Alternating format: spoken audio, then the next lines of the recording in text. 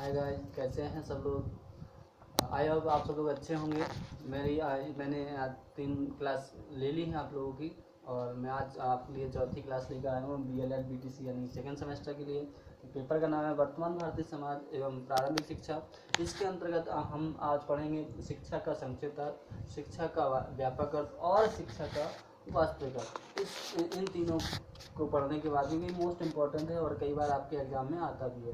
ठीक है, तो आज हम स्टार्ट करते हैं अपनी आज की चौथी क्लास, जिसमें क्या है शिक्षा का संक्षिप्त अर्थ। संक्षिप्त अर्थ से शिक्षा का है कि शिक्षा का संक्षिप्त अर्थ वास्तविक रूप से विद्यालय शिक्षा से माना जाता है, जो एक निश्चित या नियंत्रित वातावरण में शिक्षा प्रदान की जाती है।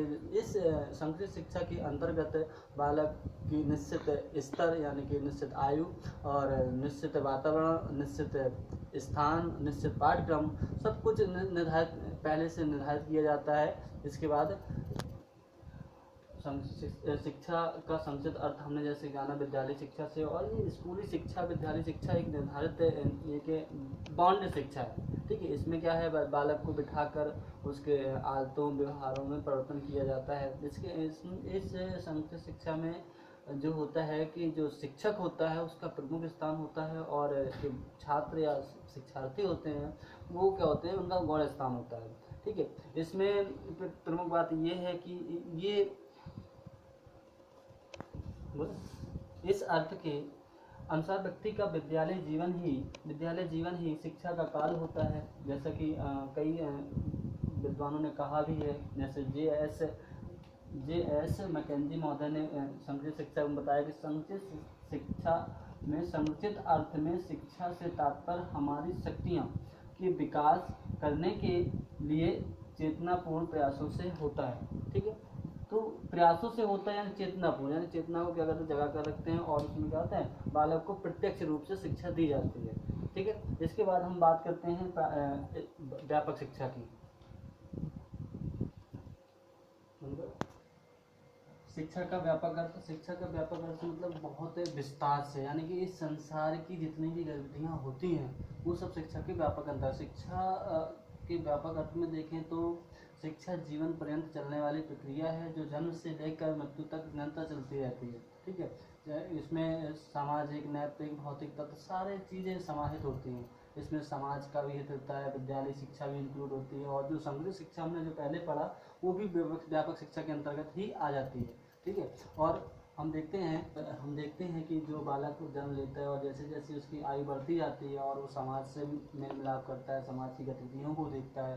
ठीक है, तो वो क्या होता है कि स्कूल शिक्षा के साथ साथ व्यवहार, परिवार, सभी से जो सीखता है तो क्या है व्यापक शिक्षा के अंतर्गत आता है। जैसे कि व्यापक शिक्षा के अंतर्गत बहुत लोगों ने कहा भी है कि सबसे पहले, जैसे कि डम्बिल महोदय ने कहा अपने शब्दों में कि शिक्षा के व्यापक अर्थ में वे सभी प्रभाव आते हैं जो मनुष्य को बाल्यावस्था से लेकर मृत्यु तक पर्यंत तक कुछ ना कुछ सिखाते रहते हैं। ठीक है, जैसा कि हमने लिखा है कि टी रेमंड महोदय बताते हैं, उनका क्या है, शिक्षा विकास का एक क्रम है।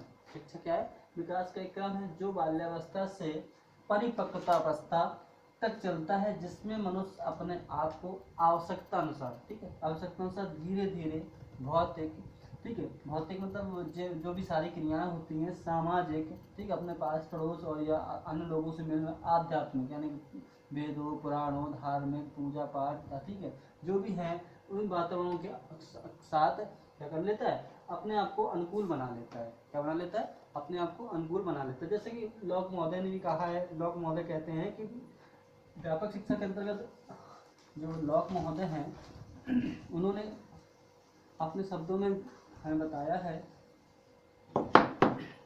लॉक महोदय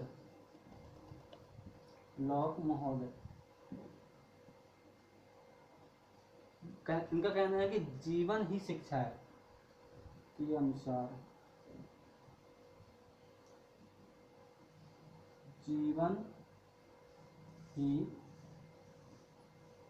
शिक्षा है और शिक्षा ही जीवन है, और शिक्षा ही जीवन है।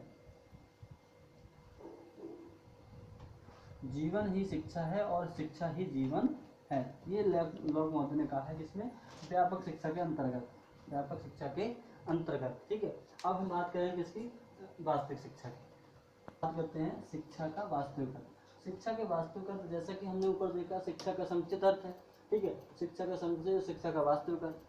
तो शिक्षा का व्यापक अर्थ और संक्षिप्त अर्थ हमने देखा। तो शिक्षा के इन दोनों में जो वास्तविक शिक्षा है या शिक्षा का वास्तविक अर्थ है, वो संकुचित और व्यापक शिक्षा की क्या करता है, अवहेलना करता है। वो उसको नहीं मानता। क्यों? क्योंकि क्या है, संकुचित शिक्षा क्या होती है, उसको क्या होती है, उसको बांध के रखती है। उसको एक समूह क्या करती है, एक निश्चित बांध के रखती है, और उसमें क्या होता है, ज्ञान को जानबूझकर भरा जाता है। उसमें क्या होता है, मनोवैज्ञानिक नियमों की अवहेलना होती है। ये शिक्षा शास्त्रियों को मानना है। जबकि क्या होता है, शिक्षा का व्यापक अर्थ, शिक्षा के व्यापक अर्थ में ये क्या होता है कि उससे वो बालक क्या होता है कि अधिक उदार हो जाता है। क्या हो जाता है, अधिक उदार हो जाता है, जिससे क्या होता है कि उसकी सभी आवश्यकताओं की पूर्ति नहीं हो पाती है। ठीक है, उसका सर्वांगीण विकास नहीं हो पाता है। ठीक, इसलिए शिक्षा शास्त्रियों ने बताया कि शिक्षा का जो वास्तविक अर्थ है वो क्या है, ये है, जो इस प्रकार है कि शिक्षा किस प्रकार होनी चाहिए, कि शिक्षा एक ऐसी सामाजिक गतिशील प्रक्रिया है। कौन किसके अंतर्गत है, शिक्षा के वास्तविक अर्थ में, शिक्षा के वास्तविक अर्थ में शिक्षा कैसी है, एक सामाजिक प्रक्रिया है, सामाजिक और गतिशील भी प्रक्रिया है, जो व्यक्ति के जन्मजात गुणों का विकास करती है। क्या करती है, जन्मजात गुणों को। जैसे कि हमने ऊपर देखा था, हमने शाब्दिक अर्थ में देखा था, लेकिन शाब्दिक अर्थ में भी यही प्रक्रिया होती है। शाब्दिक अर्थ को देखा, उससे भी शिक्षा का सही अर्थ नहीं निकला। संस्कृत में देखा, उसमें भी सही अर्थ नहीं निकला। ठीक है, और व्यापक अर्थ में उसमें भी नहीं निकला। ठीक है, तो क्या है, गुणों का विकास करती है। हमने ये देखा कि शिक्षा करती है, गुणों का विकास करती है, लेकिन वास्तविक शिक्षा क्या है, गुणों का विकास करती है, उसके व्यक्तित्व को निखारती भी है। क्या करती है, व्यक्तित्व को निखारती है, और वातावरण के साथ सामंजस्य स्थापित करने योग्य बताती है। ये वास्तविक शिक्षा है। ठीक है, न तो स्कूली शिक्षा, न शिक्षा का शाब्दिक अर्थ, न व्यापक अर्थ, लेकिन यहाँ पे क्या है, वास्तविक अर्थ में हमें ये समझ में आता है कि बालक क्या है, वास्तविक क्या है, वास्तविकता को जानता है, और व्यक्ति के उसके कर्तव्यों का ज्ञान कराती है कि वास्तविक उसके कर्तव्य क्या है, उसके अधिकार क्या है, मौलिक। उससे शिक्षा ठूस धरने से मतलब नहीं है।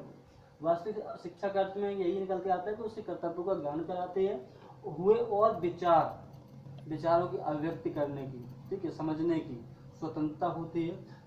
व्यवहारों में समाज के लिए हितकर व्यवहार कैसे होने चाहिए, समाज के हितकर होना चाहिए। ये नहीं कि शिक्षा, किसी ने कहा भी है कि शिक्षित तेरा नाश हो। ठीक है, नौकरी हित बने, यानी कि नौकरी हित बने, यानी कि विद्यालय शिक्षा, स्कूली शिक्षा में क्या डिग्रियां डिप्लोमा पाकर क्या करते हैं, अपने नौकरी के लिए करते हैं। लेकिन नहीं, वास्तविक शिक्षा में क्या होता है, व्यवहार में समाज के लिए हितकर हो, यानी व्यवहार में ऐसे क्या हो, हितकर हो, समाज के लिए, दूसरों के लिए, स्वार्थ से रहित ऐसी शिक्षा होना चाहिए। क्या होती है, हितकर परिवर्तन करती है। कौन करती है, वास्तविक शिक्षा के, जो शिक्षा का वास्तविक अर्थ होता है वो क्या होता है, ये सब चीजें आती हैं। ठीक है, सामाजिक गतिशील बनाता है, प्रक्रिया है, जन्मजात गुणों का विकास करती है।